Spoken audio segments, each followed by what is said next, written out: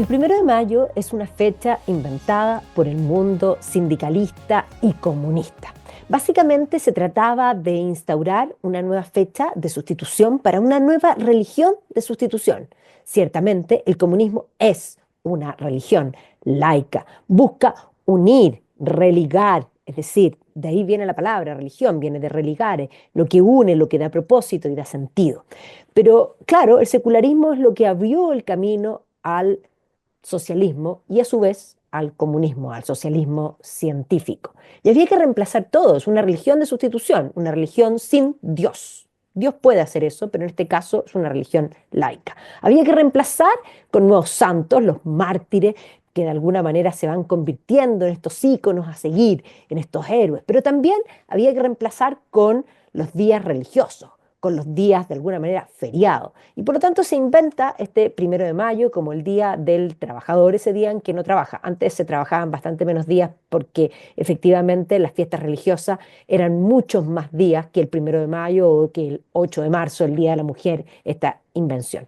Dicho eso, este 1 de mayo, como tantos 1 de mayo, tuvimos nuevamente manifestaciones, incluso uno organizado por, digamos, un grupo que se denominaba clasista y que terminó mal, porque efectivamente terminó con, digamos, una foto posteada por las Juventudes Comunistas, que después dicen que ellos no la postearon, pero en realidad era el sitio de ellos, en fin, pero esto tuvo una preparación, esto fue deliberado, esto no es solamente la foto, esto es simplemente esta idea de colocar dos muñecos colgados al más estilo partisano, como murió Mussolini, hinchado literalmente por los comunistas, con los rostros de José Antonio Cast y de Johannes Kaiser. Evidentemente esto rápidamente fue repudiado por todo el mundo, eh, pero claro, algunos pusieron, esperemos que esto haya sido una humorada. Es que no es una humorada, esto no es un juego. Los comunistas nunca juegan, los comunistas son realmente muy serios. Y eso hay que tener mucho cuidado de tratar de plantear que esto no era así. Y claro, aquí vinieron los dimes y diretes, por una parte los propios comunistas, digamos, planteando de que esto no era, digamos, no venía de ellos, tratando de culpar que venía de otra parte, que había sido un montaje.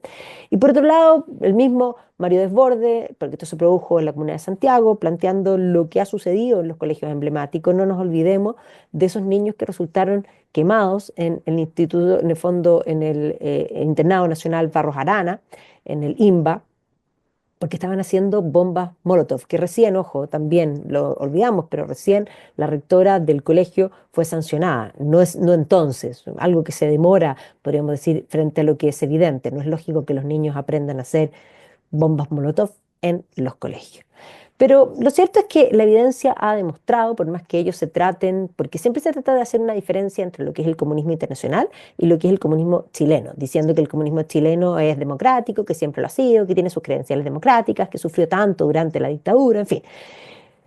Pero lo cierto es que ellos se han aprovechado también de eso, que no digo que no haya algo de realidad, si Chile tuvo una cuasi guerra civil y por lo tanto sí hubo enfrentamientos y por tanto también baja. Pero el comunismo efectivamente en la historia cuenta con números realmente asombrosos. Numéricamente el comunismo tiene más muertos sobre sus espaldas que el nacionalsocialismo, lo cual ya es impresentable porque ambos son bichos muy parecidos y ambos perversos.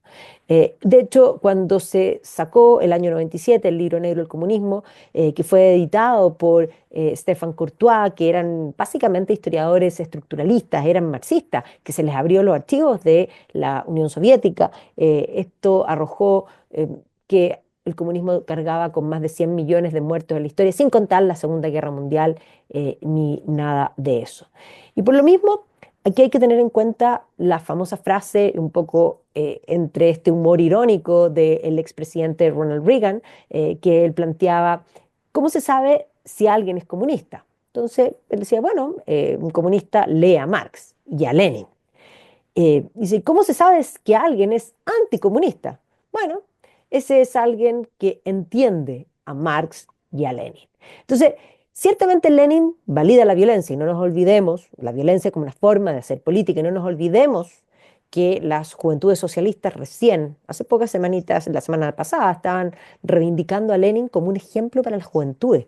O sea, aquí vamos sumando elementos que son importantes de tener en cuenta. Pero ya Marx, que sí, creía que la revolución iba a llegar sola, pero validaba también la violencia, él llamaba a la acción, ¿ya? Y de hecho, el propio Marx había aprendido de los jacobinos, y los jacobinos en la Revolución Francesa son los que dividieron en pueblo y no pueblo. Pueblo a los que pensaban como ellos, y no pueblo a los que no pensaban como ellos. Y el propio Maximilien de Robespierre termina diciendo, a los amigos de la razón, al pueblo, se los gobierna por la razón. A los amigos de la revolución se los gobierna con la razón. Y a los enemigos de la revolución se los gobierna con el terror. Y por lo tanto, desde ahí en adelante, esa idea de la persecución política va a estar en el germen original de estas ideologías. Una ideología no es simplemente un pensamiento, es un pensamiento de sustitución de una realidad y una verdad existente. Y es por lo tanto este mundo secularizado, laicizado y de alguna forma que ha creado esta religión laica. De hecho, el manifiesto comunista es una simplificación al extremo porque todo se reduce a la lucha de clases y básicamente al lugar en cual se nació. Todos somos opresores de los indefensos oprimidos y para ellos toda la vida es un conflicto. Ellos necesitan el conflicto y eso hay que tenerlo en cuenta porque lo que vimos ahora no es más que crear conflicto. ¿Ya? Y por lo tanto, aquí hay que comprender que ellos siempre han validado la violencia, que la necesitan como una forma de hacer política, que más bien ellos, al revés, usan la democracia cuando les sirve y cuando las elecciones no le dan los votos, bueno, están dispuestos a usar la calle. Y eso es lo que estamos viendo. Esto es una amenaza a las próximas elecciones. Y esta amenaza es decir, a ver, si ganan cualquiera de estos dos, va a volver la violencia política, esa violencia que no hemos visto en estos 4 años donde estamos mucho peor, porque se suponía que no eran 30 pesos, eran 30 años. Sin embargo, eso era simplemente una consigna para poder validar la violencia y para poder hacer una revolución que le falló, y le falló por incluso el COVID. Entonces, hoy día están planteando nuevamente que van a volver a la calle, porque a ellos les gusta un pie en la moneda, pero también uno en la calle. Ellos llamaban a rodear la convención. Y básicamente esto era una imagen que se tenía que grabar y choquear en los corazones de los chilenos, un poco planteándoles, a ver, prepárense para la que viene en el caso de que no ganemos y no seamos gobierno. No necesariamente su candidata, pero ellos sí dentro del gobierno y repartiéndose los cargos y permeando las instituciones como lo han hecho durante todos estos años. Así que tengan muy claro que los comunistas no juegan. Esto no era una broma, esto era algo serio. Y básicamente logró lo que querían. Todos estaban replicando esa fotografía que efectivamente es impresentable, pero estaban a su vez grabando en el inconsciente de las personas esa idea. La violencia va a volver. El Líbero, la realidad como no la habías visto. Haz que estos contenidos lleguen más lejos haciéndote miembro de la Red Líbero.